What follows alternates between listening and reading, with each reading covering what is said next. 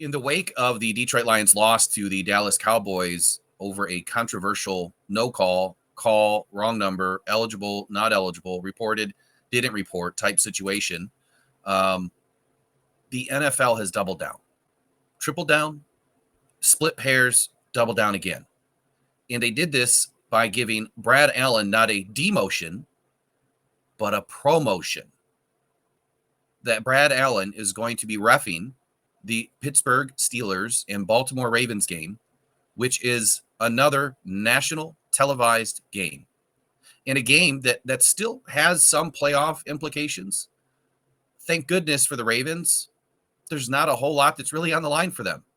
So it's Pittsburgh that has to worry about anything, if anybody, is my understanding. So, and I could be wrong, but I don't think the Ravens have anything to worry about here. But the fact that you have now promoted Brad Allen and his crew to ref yet again another nationally televised game after what just transpired in the nuclear fallout that has completely torn apart a fan base. Right now, public enemy number one is Brad Allen and the NFL, and they didn't get it right. They didn't get it right on Saturday. They didn't get it right on Sunday, Monday, Tuesday, Wednesday, or even today, Thursday, whatever day it is now. And they're just going to brush it under the rug. It's not fair to the Detroit Lions. It's not fair to the fan base. It's not fair, honestly, to the NFL and the rest of the fan bases and teams out there. Because if this were to happen to them, you're expecting that the NFL is transparent. You're expecting accountability. You're expecting integrity. And we're just not getting it. The NFL is not delivering upon everything that they say that they are. The situation is simple.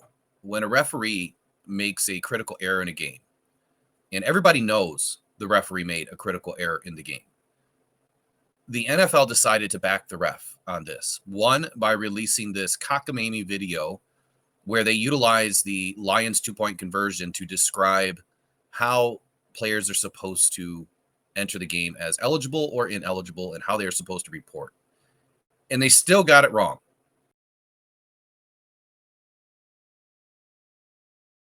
As a reminder to clubs and players, an offensive player numbered 50 through 79 or 90 through 99 is permitted to line up as an eligible pass receiver.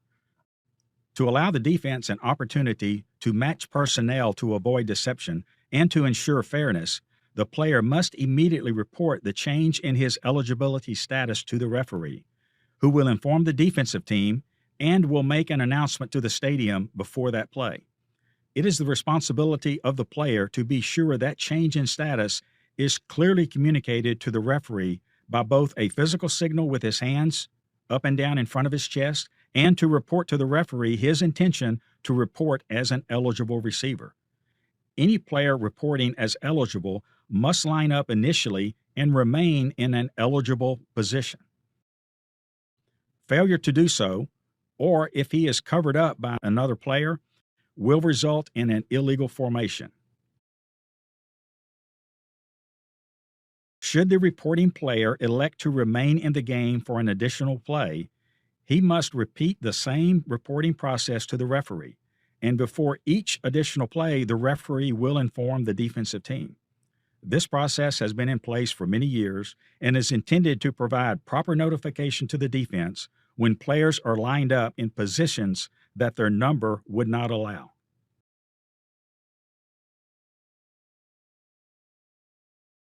You heard the video, and now I'm going to read you what is exactly from the NFL rulebook, Section 3, called Changes in Position.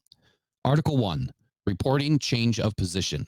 An offensive player wearing the number of an ineligible pass receiver, in parentheses 50 to 79 and 90 to 99, is permitted to line up in the position of an eligible pass receiver, in parentheses 0 to 49 and 80 to 89. An offensive player wearing the number of an eligible pass receiver is permitted to line up in the position of an ineligible pass receiver, provided he lines up within the normal 5-player core formed by ineligible players and is not more than 2 players removed from the middle player of a 7-player line. In simple terms, what this is stating is that if you wear number 50 to 79 and 90 to 99, you are by rule ineligible 100% of the time. You are allowed to be an eligible receiver, which are numbers 0 through 49 and 80 through 89, just by reporting that you're eligible. That's what it says. And it also says that if you are an eligible receiver 100% of the time, which is numbers 0 through 49 and 80 through 89, that you just must line up in a position of an ineligible pass receiver within the line of scrimmage, within the offensive line, 7-player line or the 5-player core formed as an offensive line. Okay. It goes on to say this. In both cases, the player must immediately report the change in his eligibility status to the referee, who will inform the defensive team. He must participate in such eligible or ineligible position as long as he is continuously in the game. But prior to each play, he must again report his status to the referee, who will inform the defensive team. The game clock shall not be stopped and the ball shall not be put in play until the referee takes his normal position. Here's what I want to point out with this. The only thing that this rule states a player must do to report to the referee of your eligibility status is just that, report. Please tell me, NFL, where in your own rule book it states that you must do 2 hands to the front of your chest from up down. By both a physical signal with his hands up and down in front of his chest and to report to the referee his intention to report as an eligible receiver. Doesn't state that anywhere. Now, that may be a referee's signal for, they have all sorts of signals. That may be a referee's signal that they're signaling that somebody's eligible, but it does not state anywhere in the rule where any player reporting as eligible or ineligible must report to the referee by doing this motion. So I don't care what any player is doing with their arms, their hands, their feet. It doesn't matter to me because that's not part of the rule. The rule states you have to go report to the referee. I think we saw Taylor Decker and Penei Sewell both go and report. And the reason why is because Penei Sewell was going to be lined up as the tight end, and they were in like a jumbo tight end formation. And Dan Skipper was going to be then lined up as the tackle inside Penei Sewell. And then Taylor Decker would have been lined up on the outside of the line, and he would have been an eligible receiver. And he was not covered up. The formation was crystal perfect. So the other thing that I'm going to point out with this is Article 2 of Section 3, which talks about returning to original position.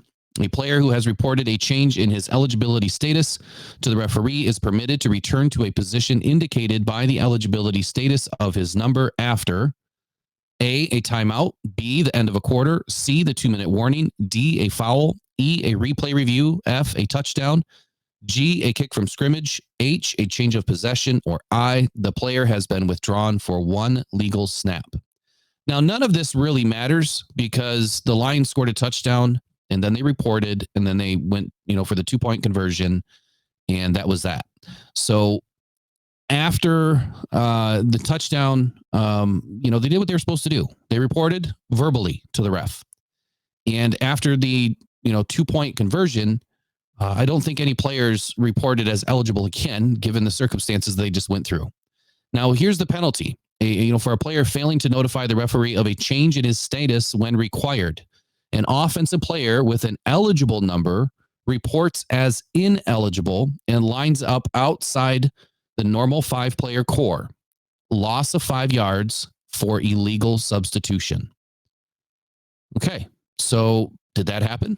I don't think it did because we didn't have any eligible numbers report as ineligible. We only had ineligible numbers report as eligible or staying ineligible.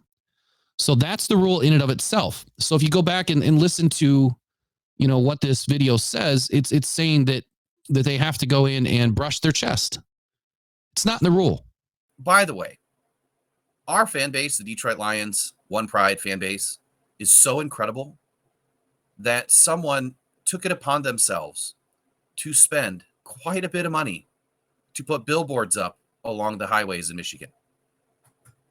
I'm going to bring in some pictures of this now.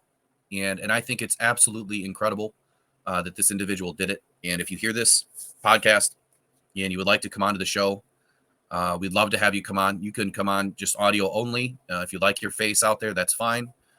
If you want an alternative name or whatever, that's cool too. But whoever you are, you are the number one fan of the year, in my opinion. You are fan of the year for the Detroit Lions. The fact that I know how much these billboards cost. I used to order billboards for marketing and advertising for companies that I've been with in the past, and they're not cheap. Man, kudos to you, whoever you are, because that's incredible for you to do this and to spend your own hard-earned money to show people what's right and what really happened. And so anyway, I'm going to move on with this. I've got to bury it and put it to bed. Otherwise, I'm going to allow the Cowboys to live rent-free in my head, and I just don't do that. I don't give people that kind of time, and I'm not going to do it. So Brad Allen is a complete failure. The NFL has completely failed.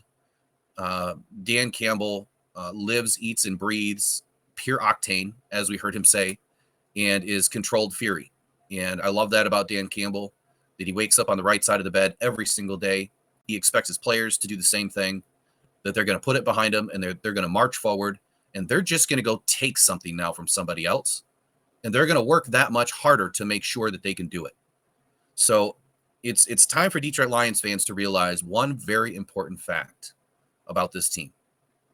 We truly are watching a brand new Detroit Lions. From Sheila Hamp and her amazing leadership and vision, and how she's so involved in making sure that there's a great product on the field, to Brad Holmes and his genius masterclass in drafting, showing up everybody that has doubted him, including some of the fan base.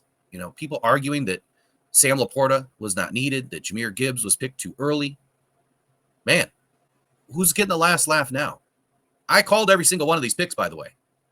Every single one. The first 5 picks of this draft, I called in my draft show.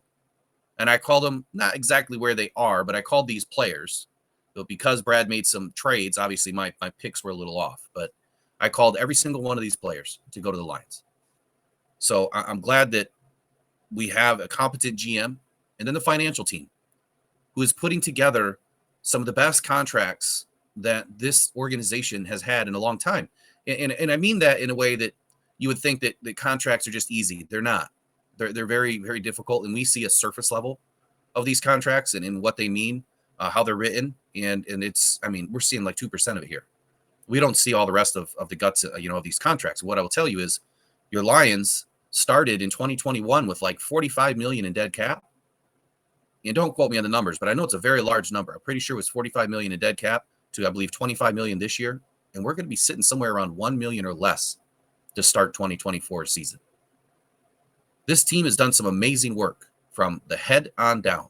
And let's not forget Dan Campbell, who approached a microphone in January of 2021 and completely shocked the world with the words that came out of his mouth. And back then, you had all of these national media personnel going to their microphones and their blogs and crucifying the guy, calling him a meathead, thought he was unintelligent, not a good coach. This is not how a coach speaks. Well, damn it, you're right. It's not how a coach speaks, because he's not going to sit up there and give you coach speak. He's going to tell you whatever the hell is on his mind, and he's going to be extremely transparent with everything that he does, because that's how he coaches his team, and that's how he expects his players to be, on and off the field, transparent. Do what's right. Stick to your details. Earn it. Work for it. And I respect the hell out of Dan Campbell for having that type of mentality and turning around an organization in as little as 3 years. And I know some of you feel like it's long overdue and that we should have been competing at a higher level, year one. It's just not possible. And if you feel that way, you just don't understand football. And you don't understand what the Lions have actually done. And matter of fact, you really wouldn't understand how incredible it is that they really are competing at the highest level that they are right now in year 3. This was a year 4 success story, not a year 3. So imagine now in year 4 where this team is heading. I said it the other day in a video, and I'm going to say it again right now. This team will not lose the 1 seed next year. This team will be no less than 14-3. They will have the 1 seed, and they're going to the Super Bowl. I guarantee it. If there's a way that I could bet multiple games in multiple years, right now, I would do it.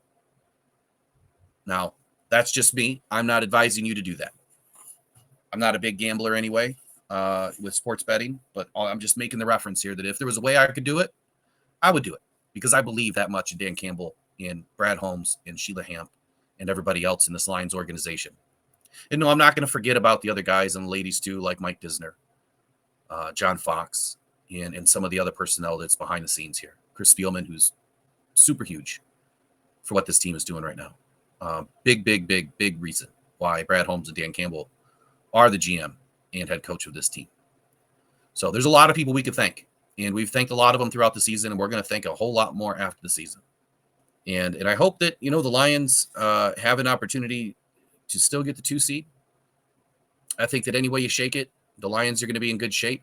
They're either going to have the Packers, the Seahawks, or the Rams as their first opponent. It's not going to shake out any differently than that.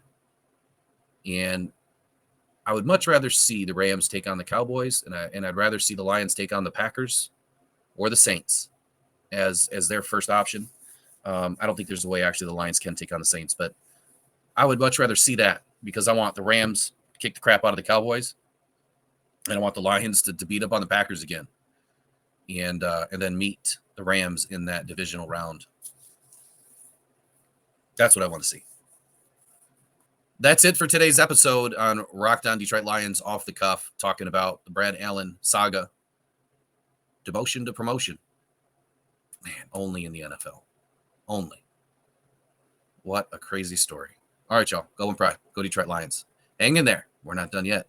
This story is just getting started. Trendsetter, whoa, league of my own, it don't get better. No, read what I wrote, I'm a bestseller. Yeah, reach for my goals, hit it dead center. Hit it dead center.